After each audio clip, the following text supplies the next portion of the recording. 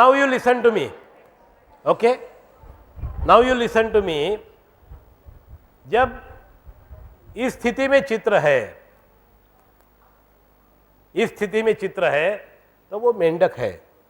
लेकिन मैं आपको संदेश क्या देना चाहता हूं कि कोई भी चीज उसे कुछ कंक्लूजन निकालने से पहले थोड़ी सोच होने जरूरी है, और सोचने के बाद उसमें से और कुछ मीनिंग होता है क्या, ये सोचना भी जरूरी है। जैसे न्यूटन साहब थे, न्यूटन का नाम सुना है सबने?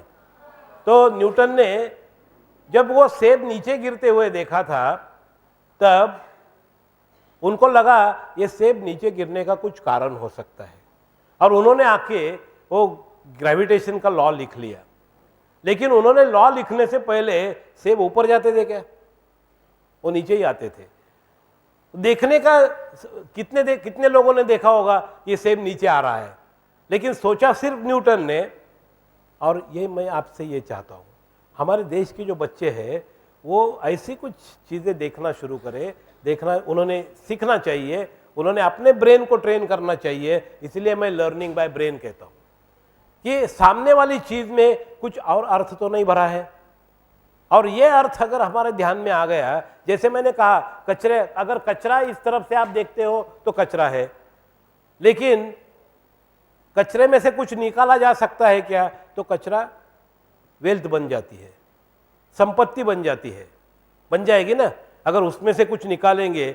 अगर मैं कहूँगा ये पेपर जो आपके हाथ में आपने पकड़ के रखा है दे दीजिए, ये पेपर कचरा है, तो कचरा है मतलब मेरा एक ही काम रहेगा, ये फेंक दे, उठा के फेंक दो, क्योंकि मेरे लिए कोई काम की चीज़ नहीं है।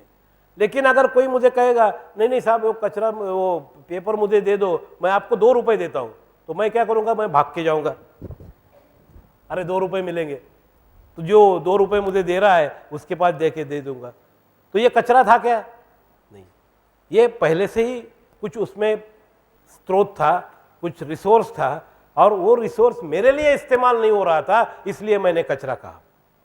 लेकिन जब किसी ने मुझे कहा नहीं नहीं मैं खरीदूंगा, मैं आपको 2 रुपए दूंगा, तो मैं उसी को उठा के उनके पास दे दिया। तो इसमें कुछ बदल हुआ है क्या? ये तो पहले जो पीस था।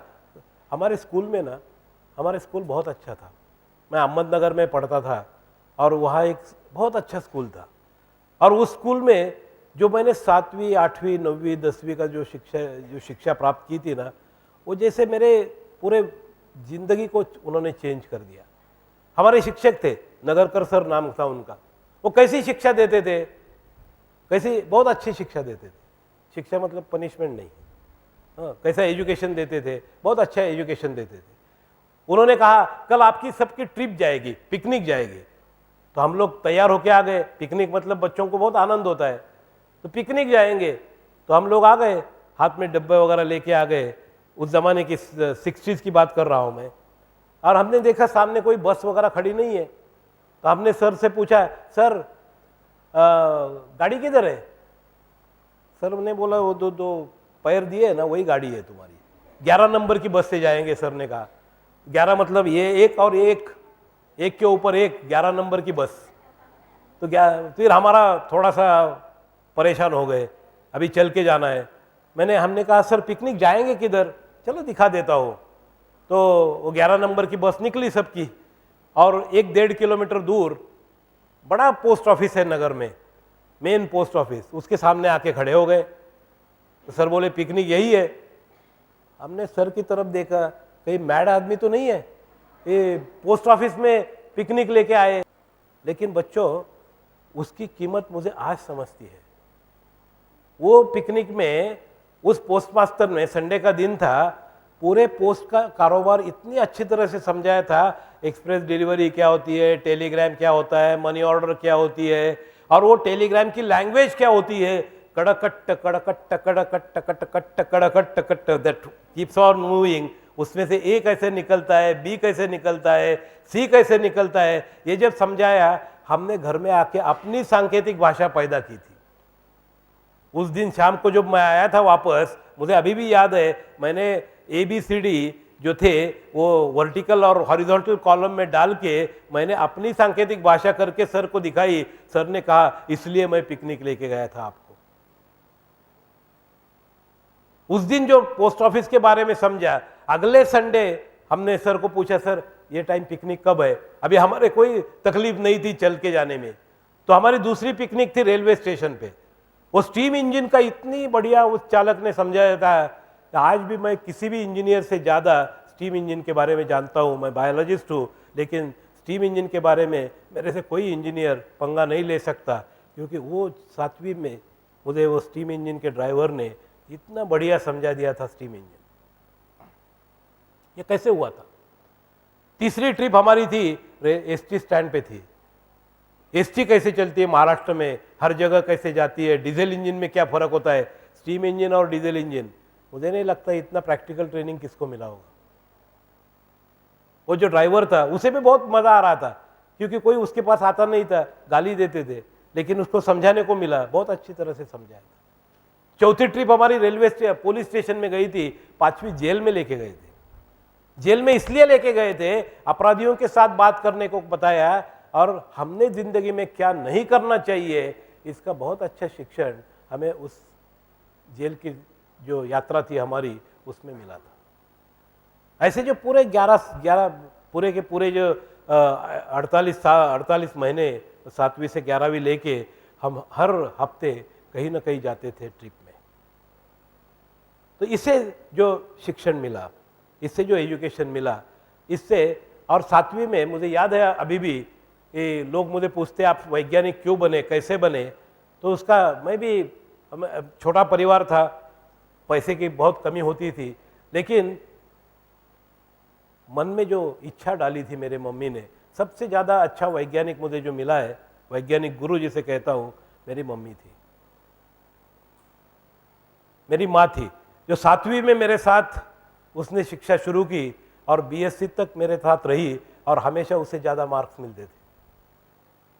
और 4 बच्चे होने के बाद उन्होंने 7वीं के बाद मेरे साथ शिक्षा शुरू की थी और बीएससी प्राप्त की, पदवी प्राप्त की थी।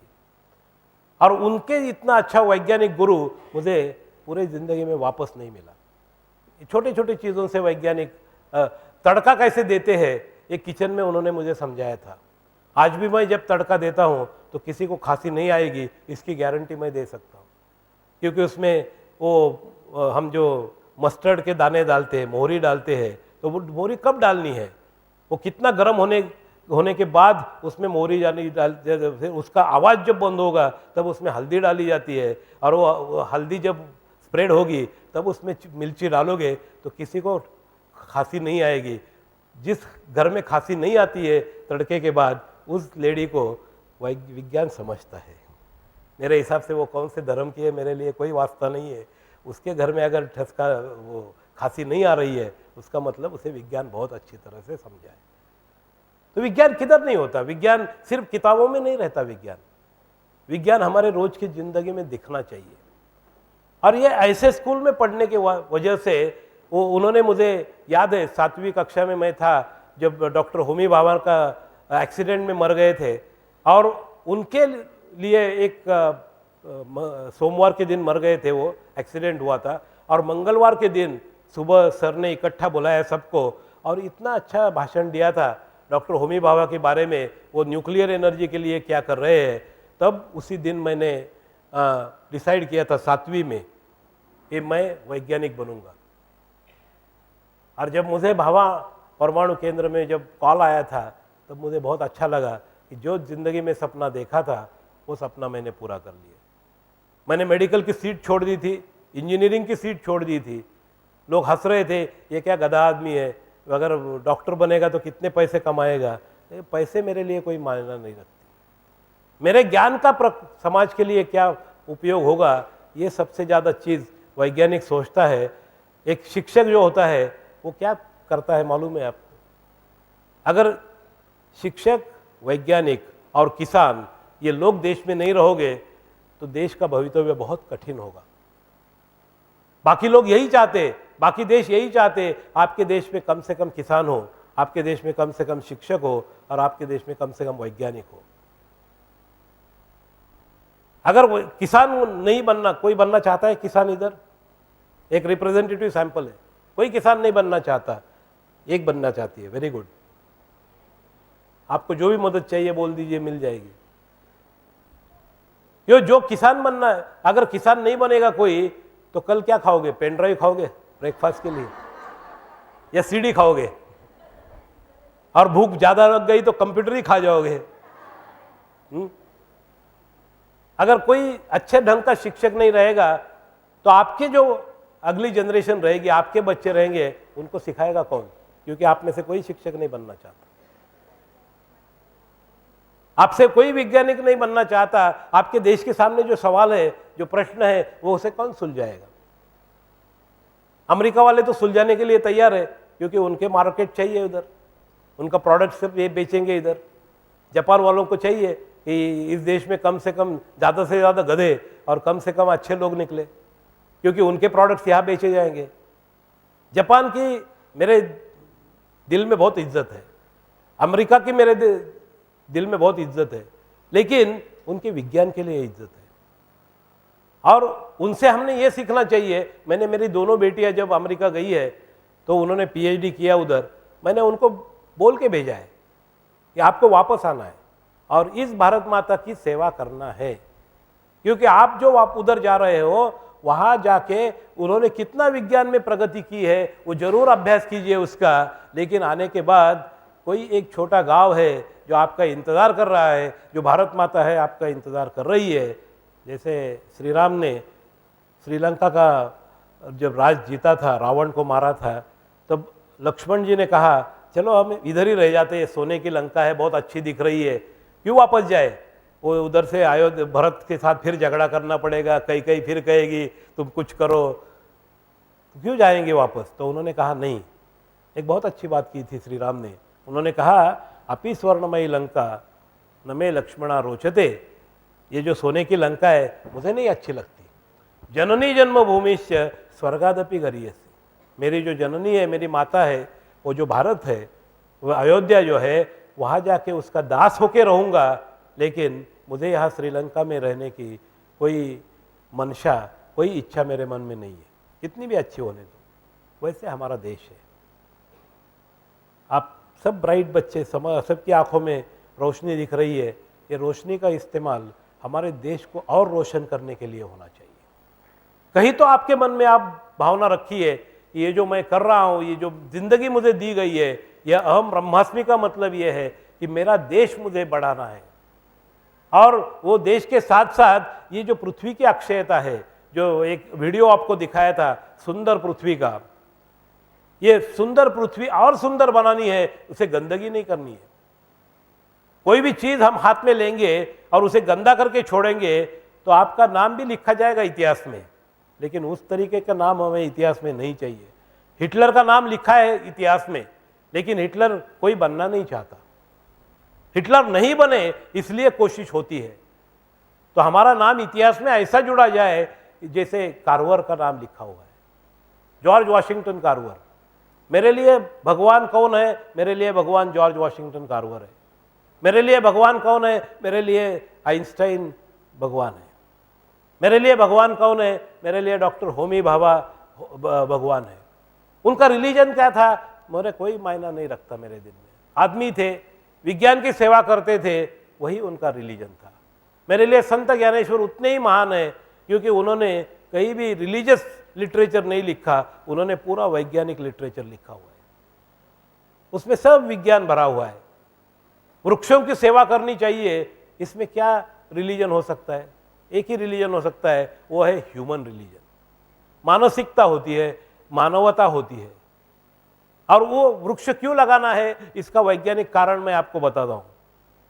ये आपका शर्ट बहुत अच्छा है, क्या कहते हैं इसको? कमीज बोलते हैं ना कुछ। कितनी कीमत है इसकी? 200 रुपये। मतलब कोई फुकट देता है क्या? मुफ्त देता है क्या? नहीं, मुफ्त में नहीं मिलता है ना? ये बैंगल आपने खरीदी है ना? ये फुकट मिली है क्या? कितने का है? 10 रुपये। लेकिन ऐसा कोई उसने बांट तो नहीं रहा था ना उधर। हर चीज के लिए पैसे देते हैं हम, दूध के लिए पैसे देने पड़ते हैं ना, बिजली के लिए देने पड़ते हैं। अगर बिजली के पैसे नहीं दिए तो क्या करते हैं? बिजली काट दी जाती है। तो हमें मालूम है हम बिजली कितनी इस्तेमाल करते हैं, पानी कितना इस्तेमाल करते हैं, दूध कितना लेते हैं, ये सब मालूम होता है। आपको सबसे अहम चीज़ क्या है आपके शरीर के लिए? हवा। अगर मैं कुछ करने वाला नहीं हूँ, इसका नाक और मुंह बंद कर दूंगा तो आधे मिनट में इसका जिंदगी नहीं रहेगी, इतनी महत्वपूर्ण है हवा। कितनी हवा लेते हो आप शरीर में रोज? कुछ आइडिया है? मुफ्त मिलती है ना, उसका बिल नहीं देना पड़ता है ना। हवा की कीमत नहीं है हमें, क्योंकि मुफ्त में मिलती है। अभी मैं बताता हूं आपको, आप दिन में 21,000 बार श्वास लेते हो। कितना? 21,000। भरोसा नहीं है तो गिन के देखो, शुरू करो गिनना। और गिनना बहुत मुश्किल है तो भरोसा रखो, दोनों में से एक कुछ तो करो। तो क्या करोगे? भरोसा रखोगे तो 21,000 बार श्वास लेते हो। आप शरीर में कितनी हवा लेते हो मालूम है? 1,000 बकेट। आप नहाने के लिए 1 बकेट का इस्तेमाल करते हो पानी का, वैसे हवा की 1,000 बकेट्स आपको लगती है। 1,000 बकेट्स, 16,000 लीटर हवा लगती है हमें रोज। उसमें 20% ऑक्सीजन होती है, मतलब 3,500 लीटर ऑक्सीजन होती है। और आज की डेट में 3,500 लीटर की अगर बॉटल में लाना है ऑक्सीजन, हिमालय पे जाना है तो बॉटल में लेना पड़ता है ना, या हॉस्पिटल में किसी को लगता है ऑक्सीजन तब खरीदना पड़ता है। तो कितनी कीमत है? 1 किलोग्राम की कीमत 7,000 रुपये। मतलब हमें जो 21,000 बार श्वास लेना पड़ता है उसकी कीमत 21,000 रुपये है। मतलब मेरे हर श्वास को कीमत है 1 रुपये की। और वो 1 रुपये की कीमत कैसे देनी है हमारे शिक्षक ने हमें बताया था। वही शिक्षक जो नगरकर सर की बात की थी। जब हमने स्कूल में प्रवेश लिया था 5वीं में, मेरे हाथ में उन्होंने एक पीपल का पौधा दिया था और एक जगह दिखाई थी, ये जगह पे आपको ये पौधा लगाना है और इसे पानी देना है। जब तक आप स्कूल में है 7 साल, अगर फेल हो गए तो और 8 साल और 2-4 साल रहोगे, वो बात अलग है, लेकिन कम से कम 7 साल आप स्कूल में रहोगी तो उसे पानी देना है। और वो पानी मैंने दिया। आज वो जो पीपल का वृक्ष है वो 39 साल का उस अहमदनगर एजुकेशन सोसाइटी में बढ़ रहा है। और मेरा जो 3 किलोग्राम ऑक्सीजन लगता है वो